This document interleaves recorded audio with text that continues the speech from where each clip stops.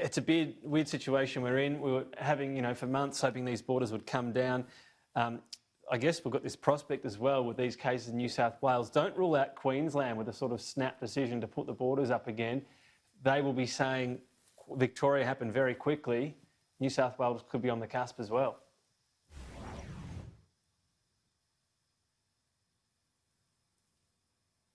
Yes, look, I think that's the case, Tom. We always wondered, I suppose, what a second wave was going to look like. Well, perhaps this is what it looks like. We're all in uncharted waters. Of course, that's been the case all the way through this. It's a factor of the nature of this virus and the way it spreads, and how people observe, what governments do, but also what people do out in the community. And we're seeing this what looks to be a terrible lapse in Victoria has led to this situation. And as you say, it means that it reminds everyone that we haven't licked this virus at all. We've in fact just managed to suppress it. And once it's in the community, particularly in what you might call a post-lockdown community, it's suddenly every bit as dangerous as it ever was, perhaps more so in some cases. Well, that's the key bit, I guess. We did seem we were in this sort of post-lockdown community. Clearly there were issues with the Victorian government and quarantine.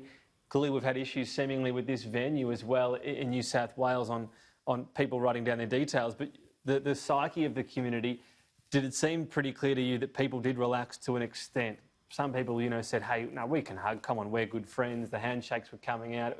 It was a bit of a lapse, you'd have to say, in terms of psyche, I think in a lot of parts across the country.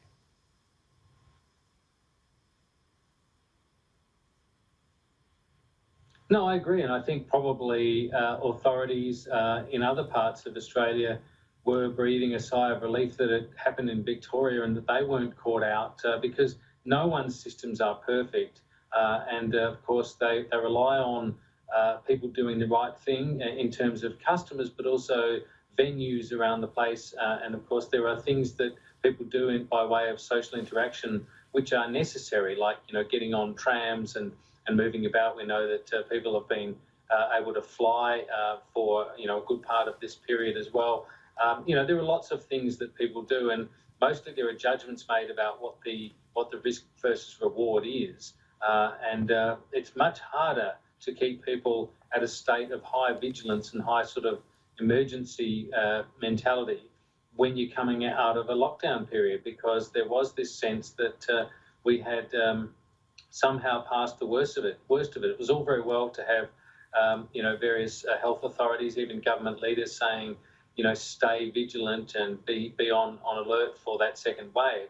But I think when policy doesn't appear to be consistent with that, and opening up the borders, opening up the economy does not appear to be consistent with the darkest days of the lockdown, then it's very hard for people not to start to feel that sense of relief, that sense of liberation from having lived through the worst of it. Victoria reminds us that we can very quickly go back there, and as you say, Tom, that might be what we end up seeing in New South Wales, and it could derail all kinds of things, from state borders and the opening up of businesses to what Josh Frydenberg has to unveil next week.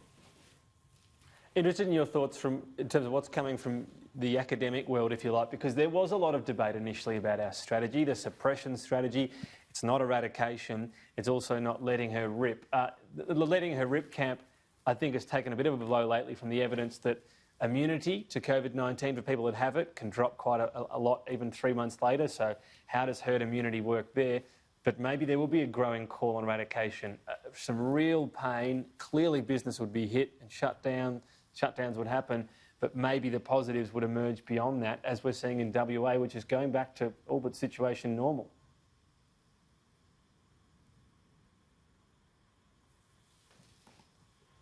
Yeah, well, I think that probably if you said, what's the view in academia, it's like everywhere else. There are multiple views, but there seems to me from the people I've spoken to be a consensus around this idea of eradication, but perhaps not particularly, or not as much on the precise definition of it. Most people seem to think eradication is simply that there is no virus.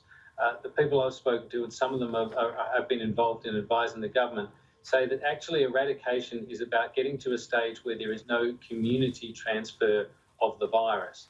and that that is something that we should have gone for, and it is something that we should still go for. And there are people I've spoken to, very highly qualified people, who weren't of the view that eradication was practical before, but have now come to the view that it is something that we should pursue. And this goes to that whole other question too, which is there a difference between this? Is there a line between the health crisis aspect of this and the economic crisis?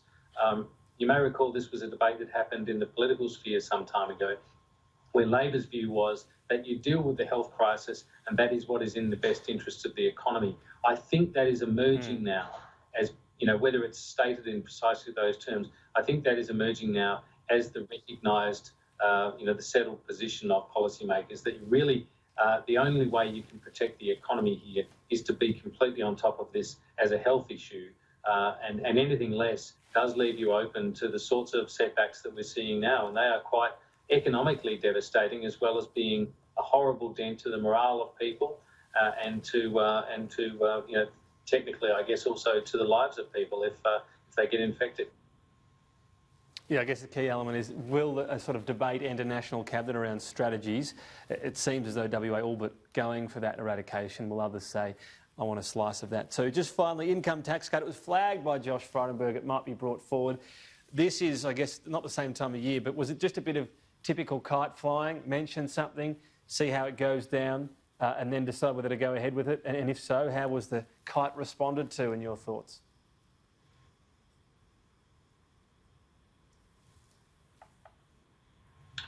Well, look, I mean, I think it does feel to me like a bit of kite flying.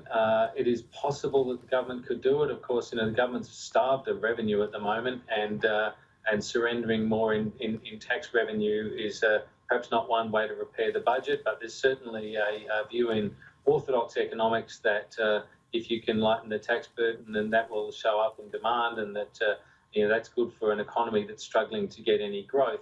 Having said that, if you really want to make growth happen, you'll give money to people at the bottom end, people who are net spenders, not savers, who use all of that money and put it straight back into the economy. So whether handing out, bringing forward those tax cuts from 22 to 21 is the right answer, I guess, is the subject of ongoing debate. I'd be surprised if the government does that, but given all the other spending that it has to do, but it is looking for ways to get this economy growing again, and I guess that's one way of doing it.